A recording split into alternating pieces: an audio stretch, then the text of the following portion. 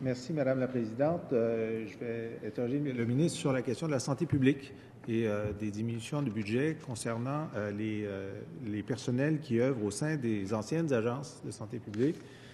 J'ai devant moi la lettre envoyée par Mme Patricia Gauthier, la PDG de l'Agence de Montréal, à ses responsables de santé publique, dans laquelle elle annonce que devra être finalisée et mise en œuvre avec les nouveaux dirigeants des nouvelles structures au cours de l'année 15-16, la coupure globale. Et là, on a le tableau de toutes les régions. Donc, cette coupure de 23 700 000 $ sur un budget total d'à peu près 60, donc une coupure de 30 %. Est-ce que le ministre peut nous expliquer pourquoi ce poste de dépenses de son ministère subit la plus forte coupure de l'ensemble des postes de dépenses? Pourquoi est-ce que c'est la santé publique qui est coupée aussi fortement? Monsieur le ministre de la Santé.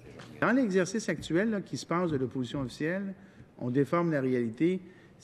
Les gens le voient là, à la télévision. Je n'ai pas besoin de le répéter, je vais arrêter là. Ils le voient. Maintenant, c'est la même chose pour la question du député de Rosemont. Ça a été dit et redit, Madame la Présidente, et je vais le redire. C'est 23 millions de dollars qui ont été coupés dans le secteur administratif et dans l'organisation administrative du secteur de la santé publique. Mais les services de santé publique n'ont pas une coupure de 30 %. Lorsqu'on ramène la chose sur l'ensemble, c'est une fraction de la chose. Alors, le député de Rosemont choisit de faire en sorte qu'on prenne le 23 millions et qu'on le mette sur un autre dénominateur. C'est son choix. Mais il n'y a pas, dans les faits, dans le budget, une coupure de 30 % des services professionnels, on va les qualifier comme ça, de santé publique.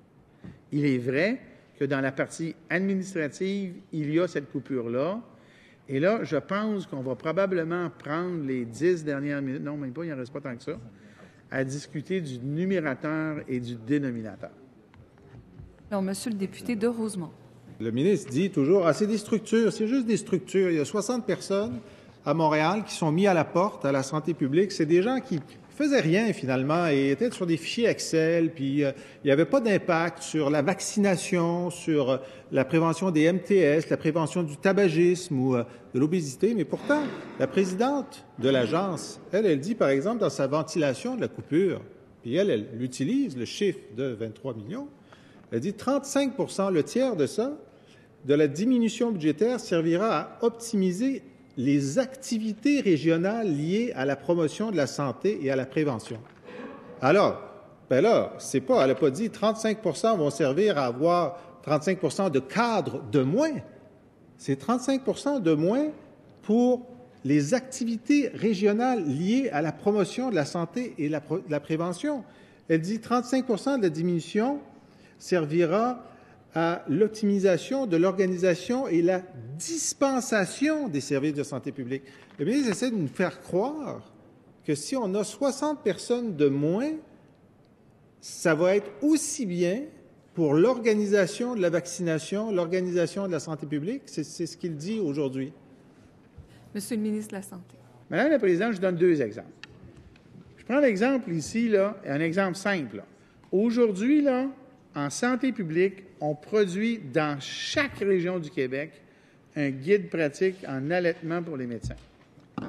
Pourquoi ne serait-il pas plus pertinent, plus économique, plus performant de le produire nationalement?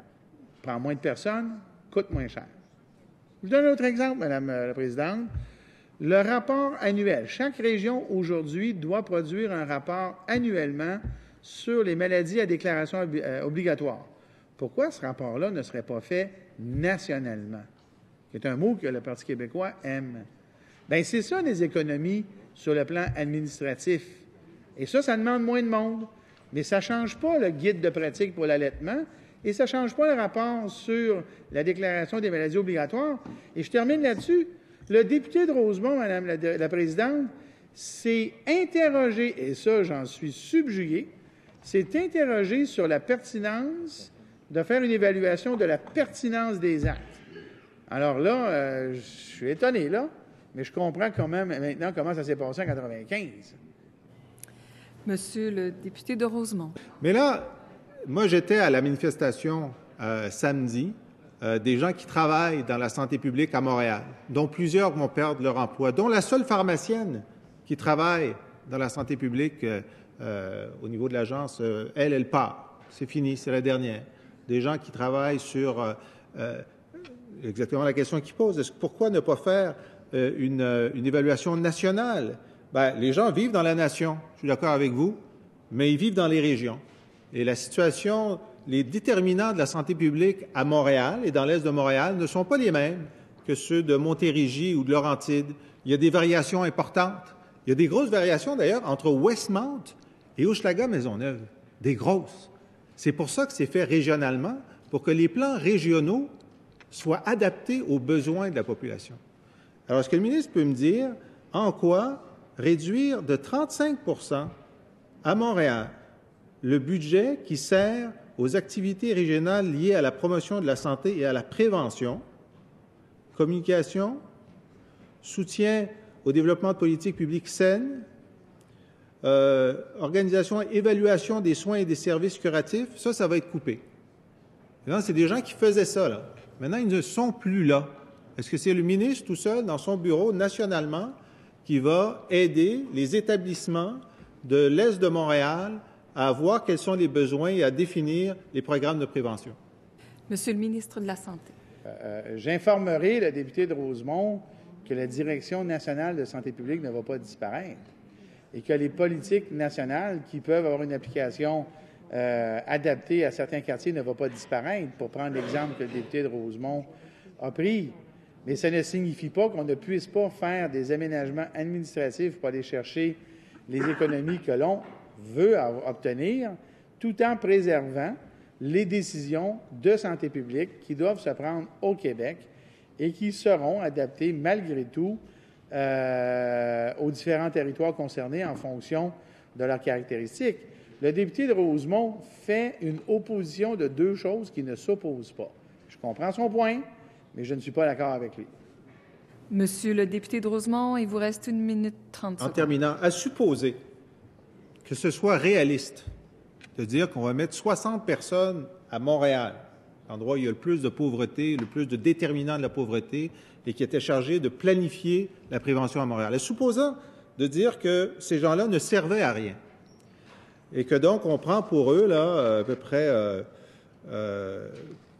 la moitié de la somme qui est coupée, si le ministre est d'accord avec le reste de la planète qu'il faut plus de prévention pour avoir moins de curatifs, pourquoi n'a-t-il pas pris cette somme-là pour la laisser dans la santé publique, mais dans des endroits où il pense qu'ils sont plus efficaces pour la prévention? Monsieur le ministre, en 40 secondes. En 15 secondes, Madame la Présidente, je pense que pour agir sur le déterminant le plus important qui est celui de la pauvreté, je pense qu'on devrait avoir des finances publiques saines, une économie forte, et c'est ça, c'est par ce chemin-là qu'on va régler ça aussi, Madame la Présidente. D'hier, qui ont de la rougeole parce qu'il n'y a pas eu suffisamment de vaccination. On va attendre le déficit zéro. On va leur dire ça.